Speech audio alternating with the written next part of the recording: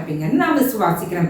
இன்றைக்கு கர்த்தர் கொடுக்கிற ஒரு வார்த்தை 1 யோவான் 2:4 அவரை அறிந்திருக்கிறேன் என்று சொல்லியும் அவருடைய கற்பனைகளை கை கொள்ளாதவன் பொய்யனாய் இருக்கிறான், அவனுக்குள் சத்தியம் இல்லை.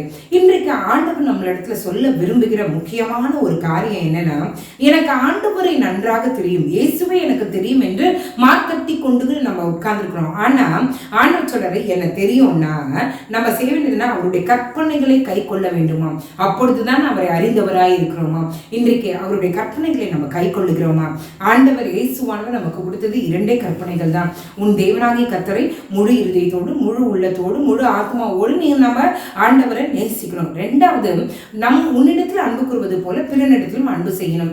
நம்ம முதல் கற்பனையை செய்வோமே அன்றி 2ஆம் கற்பனைக்கு நம்ம வெயிட்டேஜ் கொடுக்கறதே இல்லை. இன்னைக்கு ஆண்டவர் சொல்றது, இந்த 2 கற்பனைகளையும் நம்ம கை கொள்ளும் போதுதான் இயேசுவை அறிந்திருக்கிறோம் என்று நம்ம சொல்லணுமா. அப்படி இந்த 2 கற்பனைகளை கை கொள்ளனா இயேசுவை நாங்கள் அறியவில்லை என்றுதான் நம்ம சொல்லிக்கொள்ளணுமா. இந்த வசனம் அப்படிதான் இன்டைரக்டா நம்மளுடைய இருதயத்தை குத்துகிறதா இருக்கிறது. இன்றைக்கு நம்ம இயேசுவை அறிந்திருக்கிறோமா, இல்ல நம்ம பேருக்கு இயேசுவை அறிந்திருக்கிறோம் என்று சொல்லி கொண்டிருக்கிறோமா? மாறுவோம். கர்த்தருடைய கற்பனைகளை கை கொள்ள நம்மளையே நம்ம ஒப்பு கொடுப்போம். ஜெபம் பண்ணலாமே. எங்களை நேசிக்கிற நல்ல பரமபிதாவே, அப்பா, எத்தனோ பேருக்கு இல்லாத சாக்கியத்தை நீர் எங்களை தந்திரே, உமக்கு நன்றி.